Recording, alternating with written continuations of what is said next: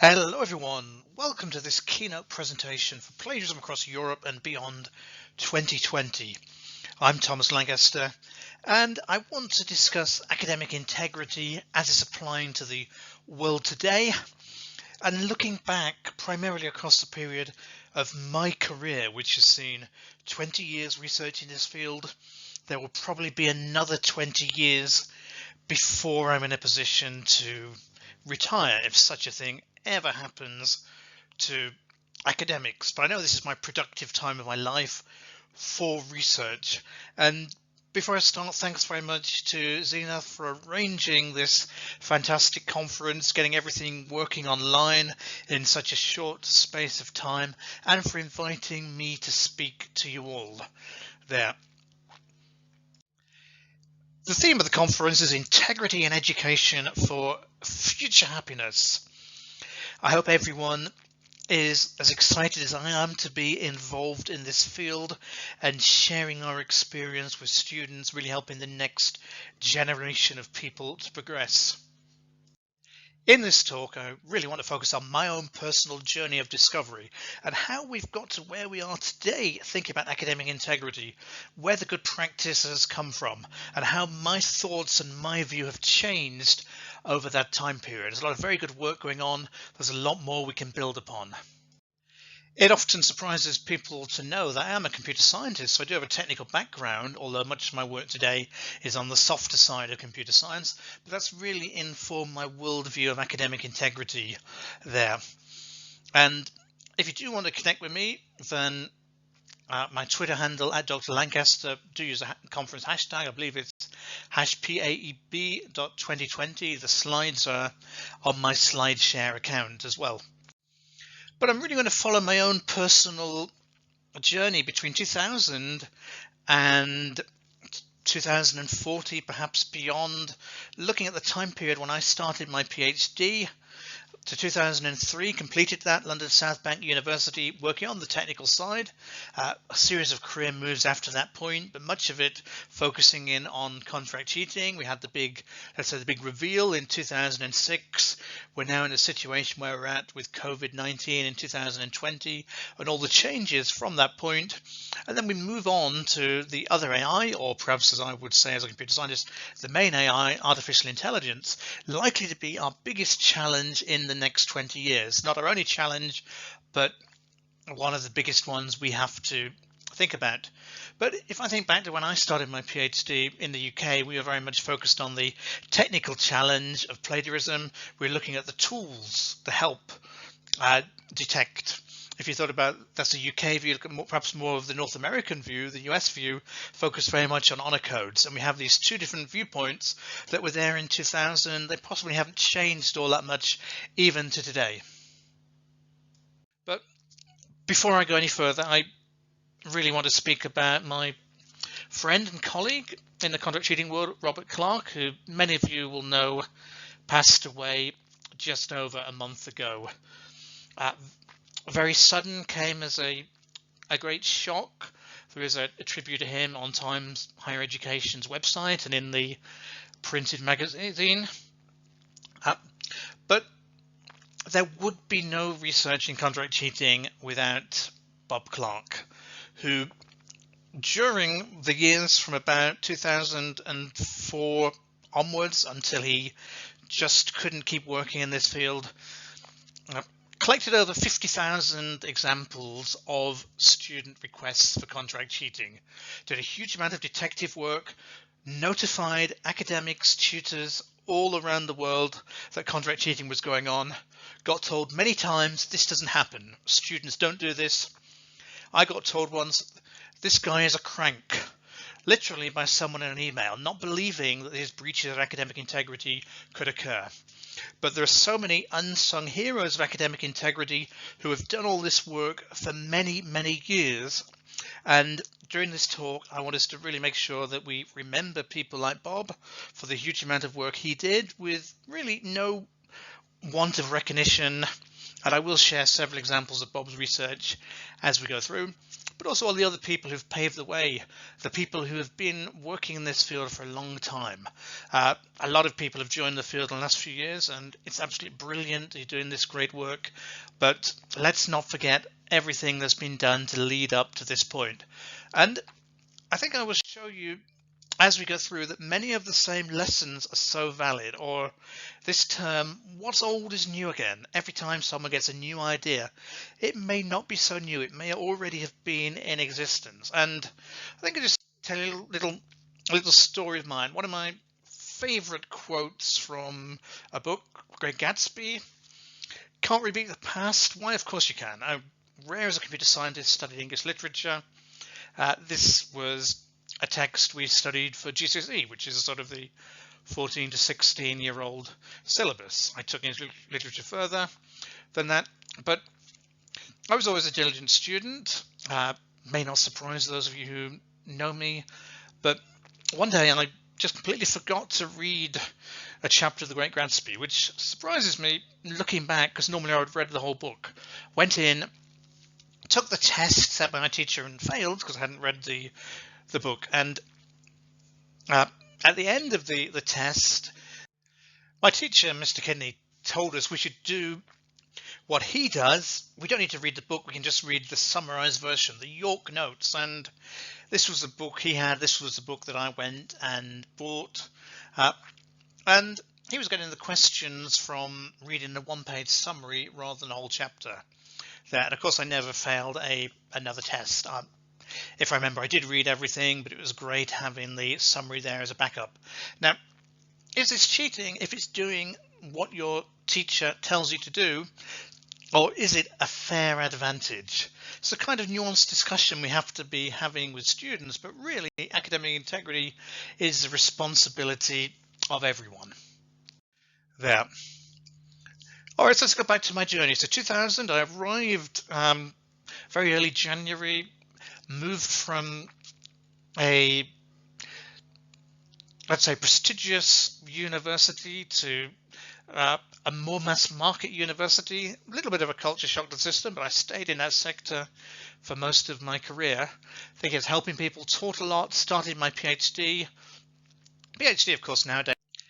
This was the very first paper I published back in 2000 with Fintan Colwyn, my PhD supervisor, looking at the kind of technology available to detect plagiarism. Then the content, of course, is slightly outdated there, but you'll see plagiarism.org mentioned, which of course now is $1 billion plus company known as Turnitin. But what strikes me about this, in the days when students had just started copying from the web, were the words plagiarism itself is not a new concern. Even then I was conscious that people have been plagiarizing for centuries. Playwrights plagiarize plots of plays there, and we can date back much further and say this is a problem that's far from new. In this keynote, and I taught students, I got used to work as a research assistant, helped to organize a conference, many things, got through my PhD, did the Viva. By the end of my PhD, I really moved into the area of human-computer interaction. How do we help people to use computers more effectively? And so my focus was looking at plagiarism detection technology, or originality checking technology, we're probably saying now, and saying how can we help people to understand the reports and see why the results are as they are. There's a whole comparable area now called Explainable AI. This is the example of the tool I developed, showing a real student project where the darker areas show sections of the project that were copied from different sources, essentially in this case several whole chapters copied and some shorter areas and fragments reworded or patchwork together. Now, this is still a huge problem we need to look at, because we still know about people who don't know how to interpret originality reports, or who think they need a number or to get their plagiarism score, so to speak, below a certain percentage. Something we need to keep training staff and students on, so that they're getting the benefit of knowing how to use this technology to help to improve as an academic writer. Yeah. Now, At that point, I moved on, University of Central England, Birmingham City University, spent many years of my career there, published some papers based on my PhD, hadn't got around to publishing, but met Bob Clark. We both knew that contract cheating existed from different routes. We both found our work online. I'd of course come across this idea during my PhD in different formats, knowing this was going to be the next challenge for academic integrity. And we started work on contract cheating. Bob collected a lot of data. We published some of it. We didn't publish anywhere near enough of the work we did. So much of that I've started to go back through many of Bob's files that just got lost alongside the rigors of teaching a heavy schedule there. We published our first paper in 2006 on contract cheating, got a lot of media attention. This, I think, was one of the first pieces we had in Australia, The Age in Melbourne, which talked about our work, but it had contributions from very prominent academic integrity researchers, most notably Wendy Sutherland Smith, another researcher who doesn't get the recognition she deserves, with Wendy very much saying that if students are contract cheating, they are getting original work produced, then how can universities solve this there? What are the solutions? They're getting original new commissioned work. Well, thankfully we have made progress in detection since that point, but it was a scary prospect and it's taken a long time to do so. Contract cheating firms, of course, are still advertising and visible to the current day. This is a kind of example of a fake news article that you see all the time, where students are being told don't plagiarize, but of course you're not plagiarizing if you buy a plagiarism free paper from a reputable platform like the one I've blocked out, because this is a multi-million-dollar industry and the firms want to make sure they continue to get their cut from that industry. In 2008, we were very keen to share good practice, and we pulled together, alongside what's now the Higher Education Academy, the first one-day workshop on contract cheating with some prominent names, some of them you probably still recognize, looking at the kind of issues that universities needed to address there. We had people like Will Murray, later from Turnitin, looking at the risk. What is the risk to students and to universities of contract cheating? Fintan Colwyn, you may recognize as my PhD supervisor there, working on stylometrics. How do we tell if students have written the work themselves? Look at the visualizations. We looked at procedures. Bob and I gave the keynote. We looked at final year capstone projects, the important part of the course, and Tony Jenkins looking at the quality of work through contract cheating and how much did it cost. Really trying to get that information out there. Many of the same themes we still see today there. And before this keynote, I wanted to look and see how much research is being officially published. These are the number of papers, according to Google Scholar, that have been published with the term contract cheating in the title of the paper.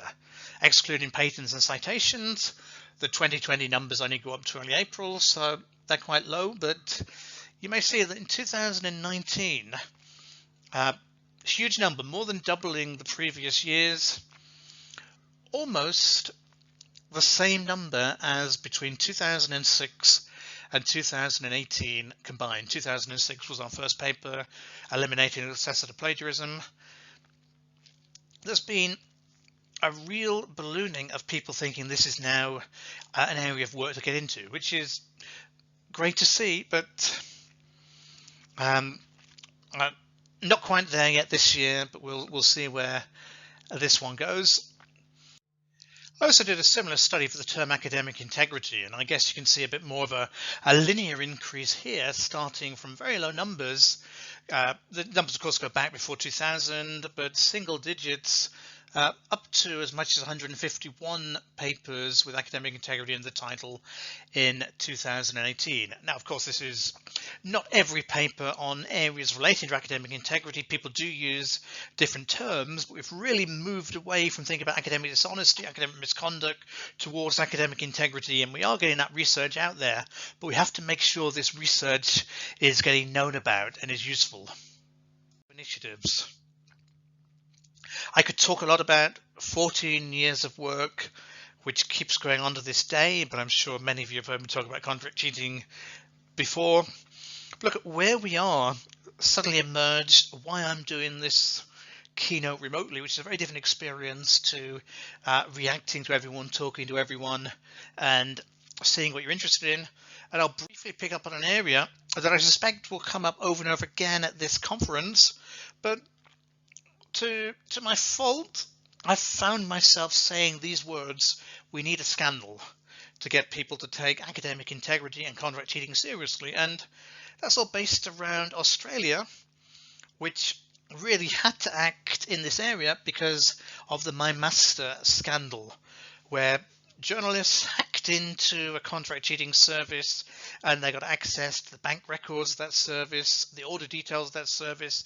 They found out the work that was being requested, and somebody is probably screaming at their screen right now. It wasn't hacked, but I guess my computer scientist view might say, well, this is white hacking there, but it's still kind of breach of how customers of that particular site would expect things to react. Well, I guess we have our scandal now all the way around the world in the form of COVID-19, and we have our scandal that the contract cheating industry has already jumped upon with these kind of adverts, these kind of disclaimers. These are just a few examples for you there. So things like stay safe at home there. Things like we are fully operational with our team and academics working safely. We've reduced the price per page to help students save money to buy essentials there. And we need to work out how to react to this. There's a lot of very quick changes being put into place in the educational system, and are they all doing what we want them to? There've been some great people who published blog posts, given webinars on this, which you can refer to. But one thing we really have to do is to think about our students as our partners, to trust our students and to work with them there. So I've done a lot of work with student academic partner schemes at other universities. I've got some partnerships with students planning to run this summer, probably remotely, investigating and promoting academic integrity. But what do the students want? How can we help them? How far can we trust them to do the right thing? How far do we have to enforce this upon them there? And now we look forward at the next 20 years. What will the future bring us in this new post-COVID-19 world? Well, we may see text being generated. I actually, on my undergraduate project, before all this started, as a computer scientist, a few years before my PhD, on how do we generate text in the style of an author using Markov chains. We've got much more sophisticated techniques out there now. We had the OpenAI company thought their text was so convincing they weren't willing to release it. They have since released the code for this, and I'm sure there are people now working with this to generate even more convincing text, or perhaps applying this particular fields. So you could get an essay mill to generate something that has never even been near a writer at all there. They call it deep fakes for text. Deep fakes being where they're very convincing representations of humans being generated, or you can make, let's say, you could make Donald Trump say something stupid there. Right. Something I mentioned in a keynote way back in 2016 in Australia about robot essay assessors. They've been found to be just as good as human teachers. And these are used quite widely already in some countries. They can be used to assess admissions essays, find out how good the writing style is, find out how much content has been covered. They can be used to assess job applications there. But in fact, these were already in existence back when I did my PhD. It's what's old is new again. There are similar services for automatically marking work back in existence in 2003. But what would happen when a contract cheating provider gets access to this technology? Can they tell a student what mark they're going to get? Can they charge more for this service? And you can bet there are companies out there thinking about all these possibilities and what they can do. Here's an example from the Robert Clark archive of the type of thing he saw, I guess, more than 10 years ago on the now defunct site Rentacoder.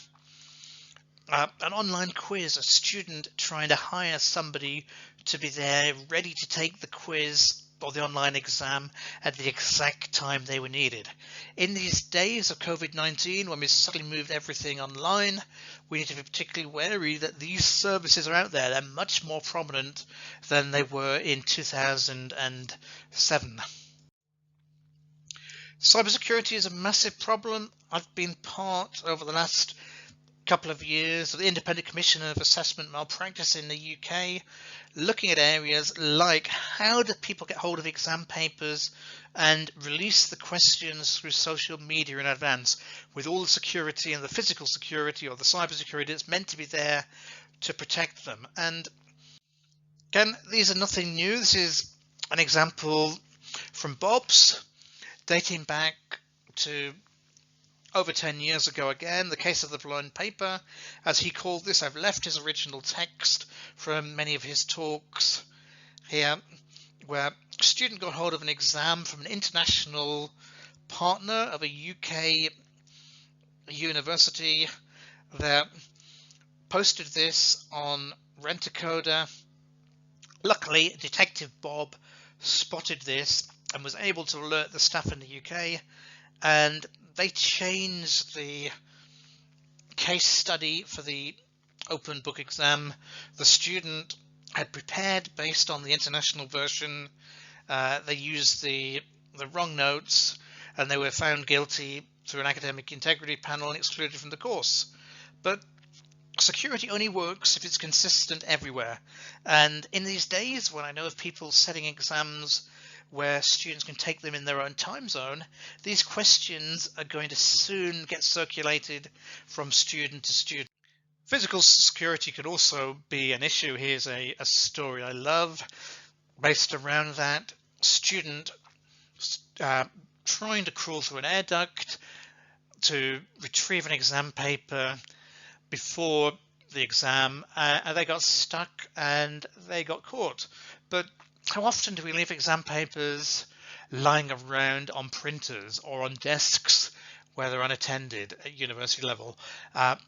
What's the physical security like? Can students hack into online systems? What's the cyber security like? We have very talented students who take as a badge of honor to be able to hack systems even today. Yeah.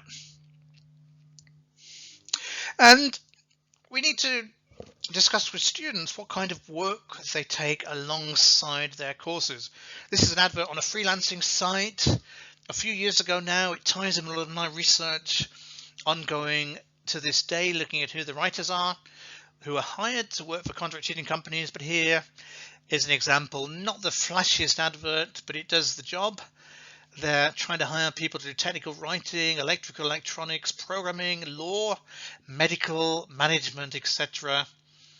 And earn while studying, earn while you learn, work from home, all these appealing opportunities for students. Students are still being targeted by Contra Cheating firms all the time. Have the discussion with them that it's not the right thing for them to do. And I have to share this example with you that our students are at risk of extortion and blackmail. There's a really interesting talk, I think, coming up later today on this, many other talks on Contra Cheating. Students have given me permission to share this. There's a lot more information than I can give in this talk, but a student who used a Contra Cheating firm was then essentially asked for more money, told they had to buy the copyright of the work that the firm had provided for them. Lots of WhatsApp discussions, at which point the firm sent the student this official letter from the UK Department for Education saying that they'd been asked to turn over details of all their customers, signed by the Minister of State. Now, of course, I can say that this is not an official letter.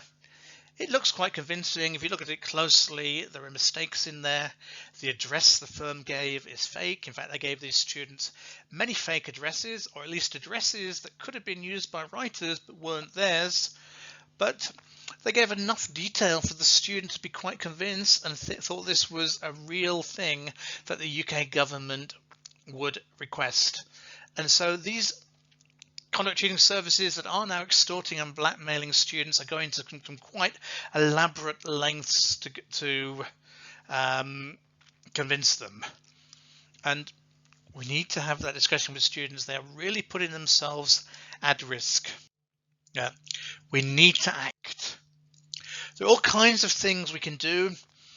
Here are just a few opportunities and challenges for you to dwell on. I think the 2020 situation where we are now is a great opportunity to improve academic integrity, but we also need to improve our research. There's been a lot of excellent research already done over the past 20 years, and many more years beyond that. We can build upon that. We can look at the methods that have been used. We can look at what's still valid.